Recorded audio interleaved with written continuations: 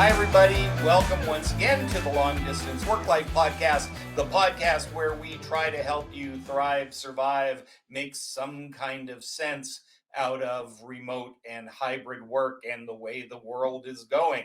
I am Wayne Turmel, and Marissa is not here this week, which means we have a very cool, smart person to talk to besides me.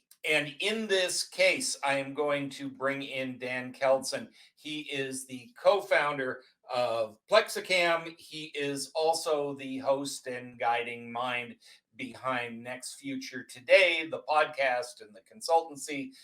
Dan, how are you, man? Great, Wayne. How's it going? Pretty well in the great cosmic scheme of things, but we'll see if we can't mess that up. Dan, you call yourself a pragmatic futurist, and that's kind of where we want to go today. Is we're in this weird maelstrom of returning to work, not returning to work, hybrid work.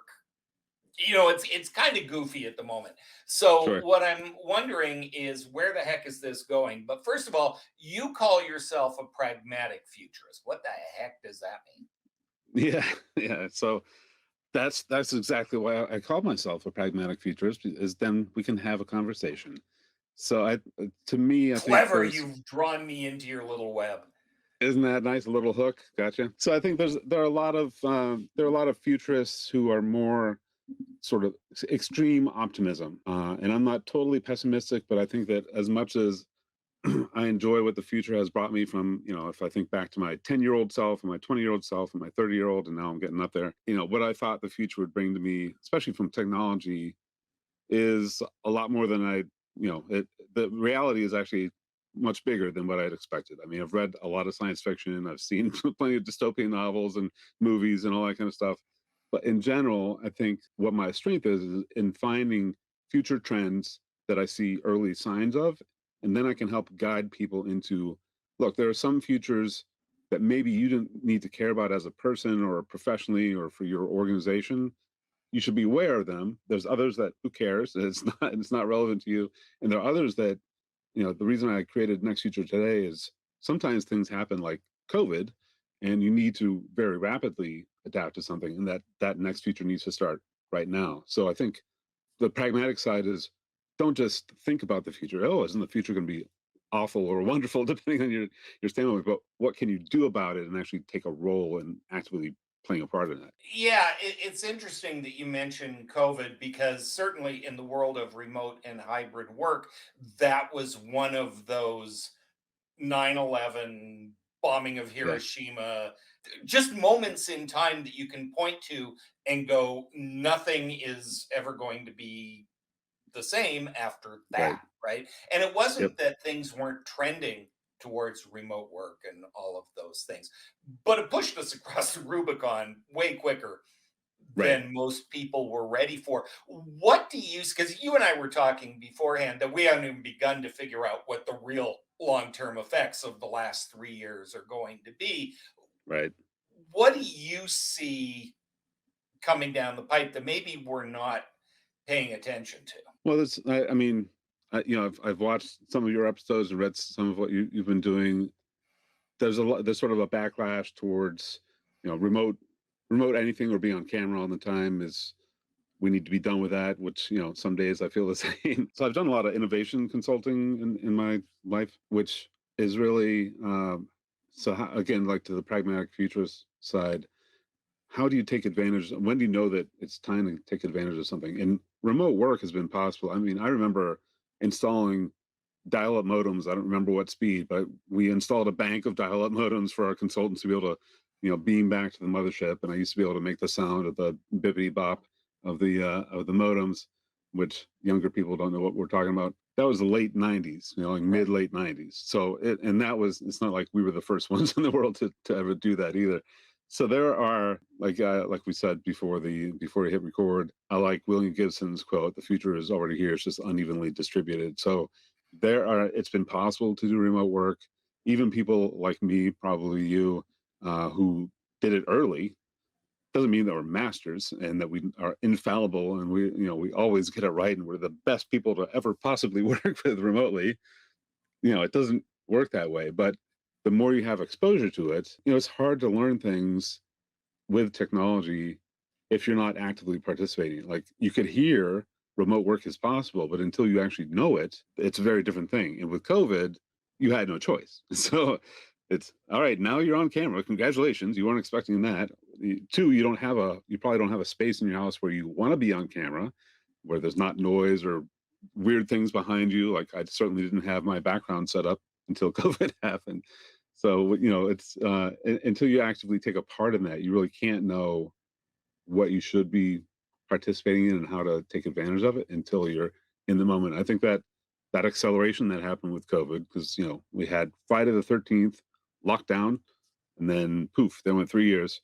It forced people to, whether they wanted to or not, they needed to figure out how to work in a new and different way. And in a lot of ways, I think that's very useful, because it actually got people to take a step that was long overdue in a lot of ways. Okay, so as we think about the future, you are also the author of a book called The Gen Z Effect. And it's kind of a radical notion. If you're going to talk about the future, maybe pay some attention to people who still have one, as opposed to those of us who are near the end of our journey.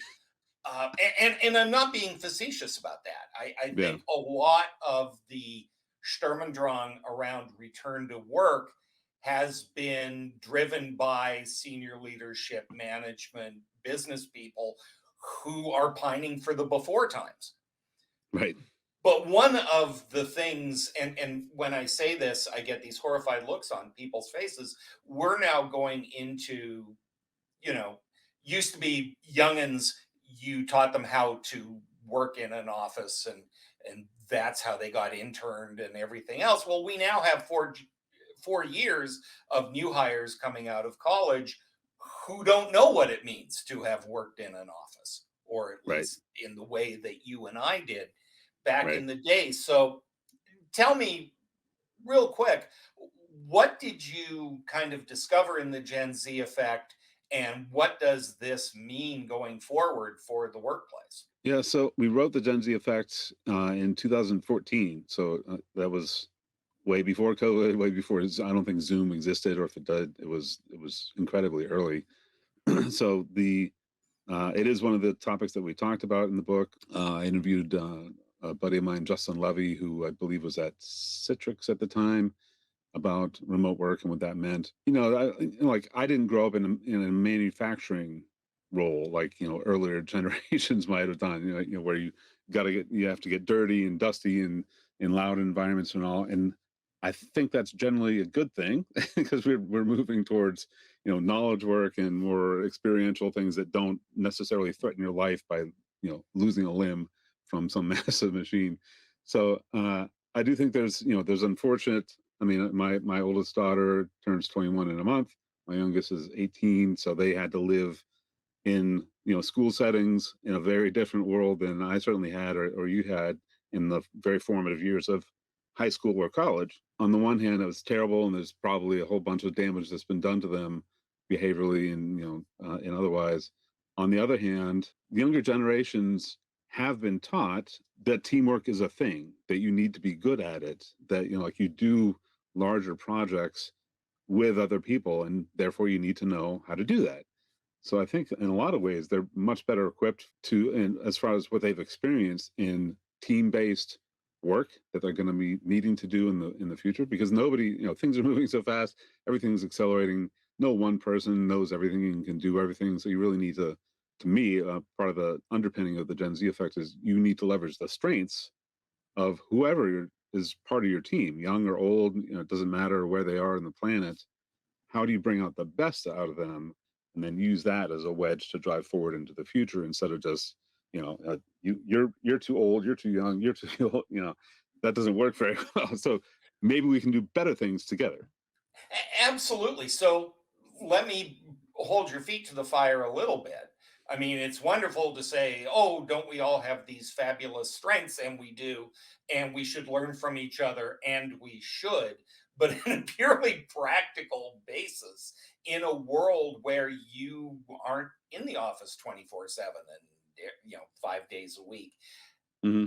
how do we bring the new hires of the world on? How do we onboard them? How do we incorporate and orient them so that they become productive, fabulous members of our teams quicker? Yeah. Yeah, so so one of the things I hope is a strength for me is I like to take a look at what's happening in sort of the consumer world and bring it to the enterprise. Most of my work has been on the enterprise side. So how do those things sort of bridge between both sides? So I've paid a lot of attention to what is onboarding like from like I happen to be a gamer. Video games do a really great job of onboarding people because if they don't make money. The long game is you have a subscription or you buy a season or whatever. And if you have not engaged your people to get over that hump, to be onboarded and have some idea what they're doing, you can't milk them for money over a longer period. And that it's Or that exploit their blood, sweat, and tears for years as employees. yeah, exactly. Yes. No, that's wait. You're the pessimistic futurist. I'm supposed to be the pragmatic, semi-optimistic. But so from an I think unfortunately for enterprises, there's not a lot of we got lazy in doing onboarding for new hires. When you're there in person, you can sort of you can make up for not really a formal onboarding process by just being there, so they can ask questions of the person in a cubicle next to them or whatever, in the lunchroom, outside, whatever. And it's definitely harder to do that if it's purely virtual, unless you put some thought into to making that happen. And it doesn't have to be hideously formal. Like I'm not a big fan of like governance teams that have 30 people that meet once a quarter or something really intense like that. Just set some baseline of like we do like stand-ups from the agile world, totally applied. It's not only for developers. You could do that with your marketing team or your finance team or whatever. And that's one way to get people to know each other, which I think is the biggest piece of onboarding. Is you need to get to know other people in your organization. And by virtue of that happening, you will figure things out on your own. I think it shouldn't be on the employee to have to figure it out. It should be supported by smarter than usual managers and policies that have at least some bare bones to them. But it's, you got to put pieces in there where you can connect people. It doesn't matter if they're in the office, online, or some situation where they're doing both and, working in an office 2 or 3 days a week and not the rest of the time. But you need to build little bridges so that you can get people out of, maybe they had a bad experience right out of college, and their first job was terrible. It just, whatever it was, didn't work out. So that experience is going to color them coming to your organization. Some ways good and some ways bad, probably. So what can you do to give them an expectation of what it's supposed to be like, and how, and not just what it's supposed to be like you would find in an interview, but the reality is, we do have meetings that are on Monday afternoons, and we're expected to talk about what happened in the last week and anything that we ran into. Anything that gives you some structure, so that it's not totally up to the individual to try to figure out the probably ungodly mess that's your organization.